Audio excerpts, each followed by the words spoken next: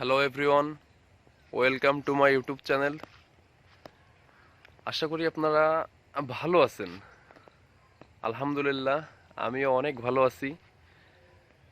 আর এই যে আগের ভিডিওতে অনেকে কমেন্ট করছেন, বিষয়টা অনেক ভালো লাগলো। সো যারা কমেন্ট করছেন, পাশে আছেন, সাপোর্ট করতেছেন, তাদেরকে অন্তরের অন্তরস্থল থেকে অনেক অনেক শুভেচ্ছা। সবাই যদি আপনারা এভাবে সাপোর্ট করেন, নেক্সটে অনেক ভালো কিছু হবে ইনশাল্লাহ। সবাই পাশে থাকবেন, সাপোর্ট করবেন, লাইক কমেন্ট সাবস্ক্রাইব করতে ভুলবেন না। আর আপনারা সাপোর্ট করলে অনেক কিছু করা সম্ভব। সো যেভাবে সাপোর্ট করতেছেন এভাবে সবাই পাশে থাকেন আর সাবস্ক্রাইব অবশ্যই করেন। চলুন তাহলে গল্পটা শুরু করা যাক। শালাবাবু, তুমি তোমার ভাগিনাকে জিজ্ঞেস করো, সে কি আমার কথা শুনবে নাকি এখনো তার মর্জি মতো চলবে। তাইয়েব সৈয়দের কথায় চোখ ছোট ছোট করে ফেলে তুরাগ। ওর বাবা এখন কথা বলার জন্য মামুকে মাধ্যম হিসেবে বেছে নিয়েছে। কেন সরাসরি কথা বলা যায় না নাকি? মামু, তোমার দুলাভাইকে জিজ্ঞেস করো সে কি বলতে চায়। সে আমার বাবা, আমি অবশ্যই তার কথা শুনবো। শালাবাবু, তোমার ভাগিনাকে বলো এখন তার মা নেই, এখন এই সংসারে হাল ধরার জন্য তো কাউকে লাগবে। মামু, তোমার দুলাভাইকে আবার বিয়ে করতে চায় নাকি? অসভ্য ছেলে, মুখে লাগাম দাও, আমি তোমার বাবা হই। তাহলে সংসারের হাল কে ধরবে? তোমাকে বড় করেছি কে এই দিন দেখার জন্য? আমি আমার বন্ধুর মেয়েকে তোমার জন্য পছন্দ করে রেখেছিলাম। তোমার মামা মামি নানু সবাই থাকতেই আমি চাই তুমি তোমার সিদ্ধান্ত আমাকে জানাবে। বেশি কথা আমার পছন্দ নয়। এখন তুমি হ্যাঁও বলতে পারো বা নাও বলতে পারো, আমার কোনো আপত্তি নেই। তবে তুমি যদি না বলো তাহলে আজকের পর থেকে তুমি ভুলে যাবে আমি তোমার বাবা। রাগে মাথার রগগুলো ফুলে গেছে। হাত শক্ত করে মুষ্টিবদ্ধ করে রাগ নিয়ন্ত্রণের এক প্রচেষ্টা চালাচ্ছে তুরাগ। কয়েকদিন আগে এত বড় একটা দুর্ঘটনা ঘটে গেল। এই মুহূর্তে বাসার মধ্যে অশান্তি করাটা কতটা বেমানান সেটা মাথায় রেখেই রাগকে নিয়ন্ত্রণ করতে যাচ্ছে। কিছু সময় চুপ থেকে বাবার সামনে মুখ খুলল তুরাগ। বাবা, তুমি জানো আমি মিথিলাকে ভালোবাসি। তারপরেও তুমি কিভাবে আমার বিয়ে নিয়ে ভাবতে পারো? বিয়ে যদি করতেই হয় তাহলে মিথিলাকেই করব, নয়তো কখনোই বিয়ে করব না আমি। এটাই তোমার ফাইনাল সিদ্ধান্ত? হুম। তুমি বলতে চাচ্ছ তোমার জীবনের সব সিদ্ধান্ত তুমি নেবে? আমার জীবনে কি আমার সিদ্ধান্ত নেওয়ার অধিকার নেই?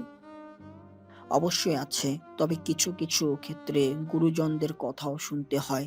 এখন তুমি যদি চাও তুমি তোমার বাবার উপরে কথা বলবে, সেটা তোমার নিজস্ব ব্যাপার। তুমি যদি এরকমটাই করো তাহলে আজকের পর এই বাসার দরজা তোমার জন্য বন্ধ হয়ে যাবে। তোমার খামখেয়ালিপনা অনেক সহ্য করেছি, সব তোমার জন্য হয়েছে। তোমার মায়ের চলে যাওয়ার পিছনে তুমি দায়ী। বাবা, ডাকবে না বাবা বলে। এভাবে ছেলে মানুষই করছো কেন? আমি আমার সিদ্ধান্ত জানিয়ে দিয়েছি। এখন তুমি যদি চাও তোমার লাইফে মিথিলা ছাড়া আর কাউকে দরকার নেই, দরজা খোলা আছে, বেরিয়ে যাও। তুরাগের মনে হচ্ছে ওর বাবা এখন বেশি বেশি করছে। রাগে মাথা ছিঁড়ে যাচ্ছে। এখানে সব ভেঙে গুড়িয়ে দিতে পারলে হয়তো শান্তি লাগতো। মন চাচ্ছে সত্যি সত্যি এখান থেকে উঠে চলে যেতে। কিন্তু এই মুহূর্তে এই স্থান ছেড়ে উঠে যাওয়া মানে বাবাকে কষ্ট দেওয়া। এরকম একটা মুহূর্তে বাবাও যে ভালো নেই সেটাও বুঝতে পারছে। কিন্তু মিথিলার এই বিপদের মুহূর্তে মিথিলার হাত ছেড়ে দেওয়াটা কি মিথিলাকে ঠকানো হবে না? কি করবে না করবে ভেবে পাচ্ছে না তুরাগ। এখন তুরফার উপর ভীষণ রাগ হচ্ছে তুরাগের। তুরফা যদি আজ হাসপাতালে না যেত আর ওভাবে না বলতো তাহলে কি তুরাগ এখন বাসায় আসতো? এই মুহূর্তে সিদ্ধান্তহীনতায় ভুগছেন তুরাগ। তুরাগ, কথা তো অনেক হলো, সবই শুনলাম। তবে আমার মনে হচ্ছে তুমি তোমার বাবার কথা অবশ্যই রাখবে। এরপরে আর কোনো কথা তুমি বলবে না। তোমার মা আজ বেঁচে নেই। তোমার গার্ডিয়ান বলতে তোমার বাবা। তোমার তাকে কষ্ট দেওয়া উচিত হবে না। নুরুল ইসলামের কথা শুনে অসহায় চাহনিতে মামার দিকে তাকাই তুরাগ। এভাবে সবাই এখন ওর বিরুদ্ধাচরণ করছে। কেউ অন্তত বলতে পারতো যে ওর যাকে ভালো লাগে তাকেই বিয়ে করুক। মনে মনে খুব করে চাইলো মামুর কথার বিরুদ্ধে কিছু বলবে, মনে সাজিয়েও দিল কিছু কথা। যখনই বলার জন্য হা করলো, তখনই হাত উপরে তুলে না ইঙ্গিত করলো নুরুল ইসলাম।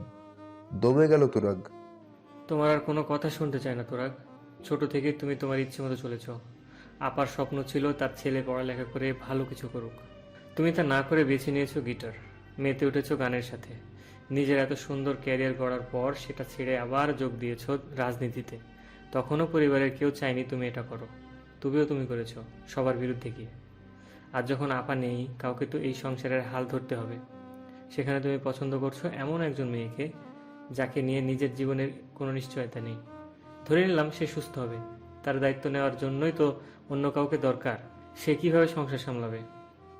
নুরুল ইসলামের কথার জবাবে জবাব দেয় না তুরাগ।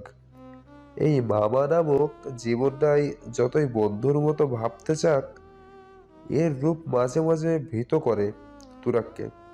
এই ভয়ের আরো একটা কারণ রয়েছে, সেটা খুব ছোটবেলাকার।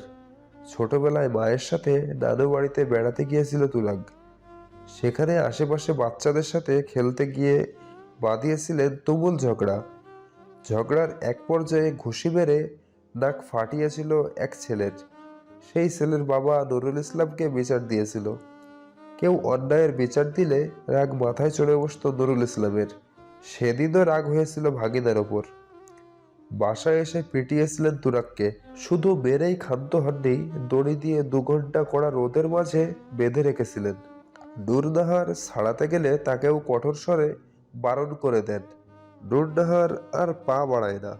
সেদিন এর পর থেকেই মামা শব্দটা জমের মতো মনে হয় তুরাগের। যদিও তুরাগ বড় হওয়ার পর যথেষ্ট ফ্রি হওয়ার চেষ্টা করেছে নুরুল ইসলাম, কিন্তু ছোটবেলা থেকে মনের মধ্যে পুষে রাখা ভয়টা তুরাগের রয়ে গেছে। আজকেও মামার দেখানো যুক্তির বিরুদ্ধে আর কথা বলতে পারল না। ড্যাব ড্যাব করে অসহায় নজরে তাকিয়ে রইল। ছেলের এরকম অবস্থা দেখে মনে মনে পুলকিত হলেন তায়েব সাইদ। এই ঘাড়তেড়া ছেলেকে তিনি জব্দ করতে পারবেন না একা একা। এজন্যই নুরুল ইসলাম থাকতে থাকতে কথা তুললেন। সবার কথার মাঝে বাদ সাধলেন তো হবে না। তিনি তার স্বামীর উদ্দেশ্যে বললেন, কি শুরু করলে তোমরা? কয়টা দিন আগে এত বড় দুর্ঘটনার পরে এখন বিয়ে শাদীর বিষয়টা বড্ড বেমানান নয় কি? নুরুল ইসলামকে জবাব দিতে না দিয়ে তায়েব সাইয়েদই বললেন, দেখো তহমিনা, এই পৃথিবীতে কেউ চিরদিনের জন্য থাকতে আসে না, নুড়িয়ে চলে গেছে। সবার হৃদয় অবশ্যই ভারাক্রান্ত, কিন্তু এই মুহূর্তে এই কথা বলার কারণ শালাবাবুর ছুটি শেষ হবে, আর কবে আসতে পারবে কে জানে। আমার ছেলেটাকে তো এভাবে ফেলে রাখতে পারি না। আমি চাই যা কথা হবার সবার সামনে হোক। বিয়েটা তো আর এখনই করতে বলছি না, আর যদি হয়েও বাহিরের কোনো লোক থাকবে না, আমরা পরিবারের লোকেরা মিলে আকারটা করে রাখবো। বাবার এমন কথাবার্তা শুনে অবাক হয় তুরাগ। ও একবারও বলেছে যে ও অন্য কাউকে বিয়ে করবে? ওর বাবা আকদ অবধি চিন্তা ভাবনা করে রাখছেন। এতক্ষণ চুপচাপ সবার কাজকর্ম দেখছিলেন বৃদ্ধা তারামন বিবি। এবার তিনি গলা খাকড়ি দিয়ে নিজের গলা পরিষ্কার করে দিলেন। তার গলা খাকড়ির শব্দে সবার নজর গিয়ে পড়ল তার উপর। তিনি তখনও পান চিবিয়ে যাচ্ছেন। সবাইকে তার দিকে তাকিয়ে থাকতে দেখে জিজ্ঞেস করলো। সবাই আমার দিকে কি চাও? তরু বলল, উফ দাদি, তুমি যখন কিছু বলবেই না তাহলে সবার মনোযোগ আকর্ষণের বৃথা চেষ্টা করলা কেন? বলবো না কে বলেছে? এত আস্তে না বলে একটু জলদি বলো তো দাদি। আরে এত লাফাস কেন ছেড়ি? বৃদ্ধার কথা শুনে সেখানে থাকা ছোট বড় সবাই মূলত হোঁচট খায়। কথা হচ্ছে তুরাগকে নিয়ে। এখানে তরু কোথা থেকে আসলো? নুরুল ইসলাম জিজ্ঞেস করলো।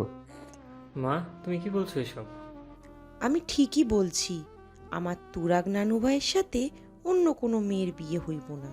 আমি চাই তুরাগ তরুকেই বিয়ে করুক। কথাটুকু কর্ণকুয়ারে প্রবেশ করা মাত্রই আটকে ওঠেন তহমিনা। কি বলছেন এসব তার শাশুড়ি? এরকম একটা দায়িত্ব জ্ঞানহীন ছেলের সাথে তরুর বিয়ে কিভাবে দিতে চান তিনি? এদিকে তুরাগ চোখ বড় বড় করে নানুর দিকে তাকিয়ে আছে। এই মুহূর্তে তুরাগের নিজের সব থেকে বেশি অসহায় লাগছে। তার চাওয়া পাওয়াটা গুরুত্ব কেউ দিচ্ছে না, বরং কলের পুতুলের মতো সবাই ওকে নাচাচ্ছে। তুরাগের ভাবনার মধ্যেই মুখ খোলেন তহমিনা। আম্মা, আপনি যা বলতেছেন তা কখনো সম্ভব না। এ বিয়ে হতে পারে না, এরকম ছেলের সাথে তো নয়। তহমিনার কথায় সবাই তাকায় তার দিকে। এরকম ছেলে বলতে কি বুঝিয়েছেন তহমিনা? বয়স্ক মানুষকে সম্মান দিতে আজও শিখলে না বৌমা? বাচ্চা নাতিপুতিদের আর কি বলবো, তুমি বড় মানুষ হইয়াই সম্মান দাও না। এখানে অসম্মানের কি করলাম আম্মা? আমার মুখে মুখে তর্ক করাটা কি আমাকে অপমান করা নয়? আমি আপনার মুখে মুখে তর্ক করতাম না, কিন্তু একজন মা হিসেবে আমি কিভাবে আমার সন্তানকে এরকম অন্ধকারে ভবিষ্যতের দিকে ঠেলে দিব? তোরা খারাপ ছেলে না বৌমা, ও ভালোবাসার মানে জানে। তার বর্তমান অবস্থা তুমি দেখবার পারতাছ না। একজন মানুষকে কতটা ভালোবাসলে এরকম অবস্থায়ও আগলাইয়া রাহন যায় তুমিই বলো। তরুর সাথে বিয়া হইলে তুরাক তরুকে খারাপ রাখবো না, এই আমি বইলা দিলুম। ও মিথিলাকে ভুলে কিভাবে তরুকে মানবে সে ধারণা আছে আপনার আম্মা? এরকম একটা ছেলের সাথে আমি কিভাবে মেয়েকে বিয়ে দিব? ও কখনোই আমার মেয়েকে ভালো রাখতে পারবে না। তো কি করবা তুমি? কোথায় বিয়া দিবা তোমার মাইয়ারে? গ্রামে নিয়া বিয়া দিবা? কে করব তোমার বিয়া ভাঙা মাইয়ারে বিয়া? গ্রামের হকগোল মানুষ জানে তোমার মাইয়ার যে বিয়া ভাঙছিল। ভালো পোলা পাইবা তুমি কই জায়গায়? আম্মা, সত্য কথা গায়ে লাগবো, এইটাই স্বাভাবিক। আম্মা, আপনি এখনো সেই আগের যুগে পড়ে আছেন। একটা মেয়ের বিয়ে ভেঙেছে মানেই যে তার জীবনের সবটা শেষ হয়ে গেছে, এরকমটা ভাবার কোনো দরকার নেই।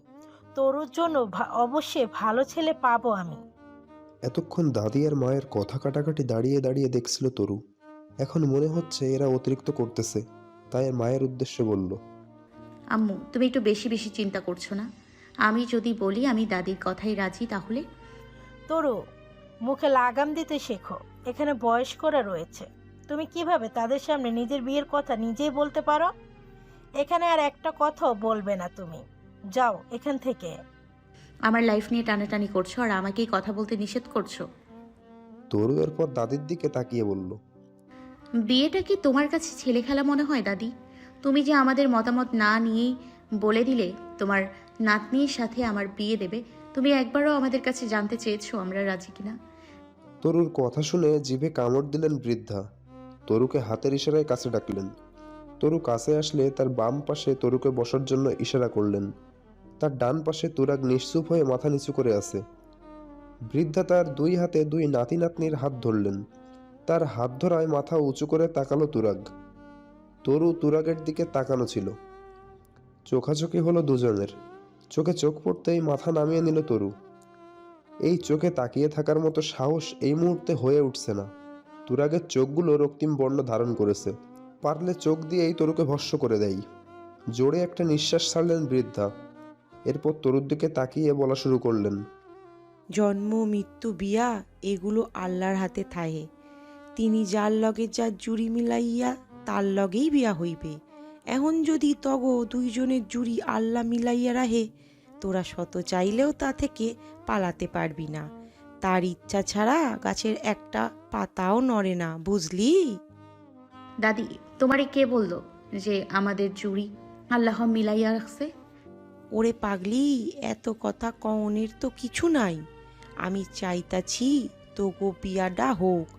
একবার পবিত্র কালামের বন্ধনে আবদ্ধ হইলে দেখবি ভালোবাসা আপনা আপনি তৈরি হয়ে থাকবে। কিন্তু দাদি, মিথিলা আপু? ব্যাস, ওই মাইয়া লইয়া আর একখানা কথাও কবি না। সব শেষ হইছে ওই মাইয়ার লইগে। এখন বাকি আছে তুরাগ নানু ভাইয়ের জীবনটা। এইটাও কি ওই মুখ পুরি নষ্ট করতে দিবে নাকি? কথাগুলো বেশ গায়ে লাগলো তুরাগের। এতক্ষণ এখানে বসে মাথা নিচু করে সব সহ্য করলেও মিথিলাকে বাজে কথা বলায় ভীষণ রাগ হলো। জোর করে হাত ছাড়িয়ে নিল নানুর হাত থেকে। সেখান থেকে উঠে হনহন করে চলে গেল উপরে। তার চলে যাওয়ার দিকে তাকিয়ে রইল সবাই। নুরুল ইসলাম আর তায়েফ সাইয়েদি এতক্ষণ নীরব দর্শকের ভূমিকা পালন করছিলেন। তুরাগ চলে যাওয়ার পর মুখ খুললেন তায়েফ। এগিয়ে বসলেন নুরুল ইসলামের দিকে। এভরিওয়ান, গল্পটা কেমন লাগলো আপনাদের? আশা করি ভালো লাগছে। আর যদি কোনো সমস্যা হয় তো সবাই কমেন্ট করে একটু জানিয়ে দিবেন। আর ভুল ত্রুটি ক্ষমা দৃষ্টিতে দেখবেন। সবাই সাপোর্ট করেন, পাশে থাকেন।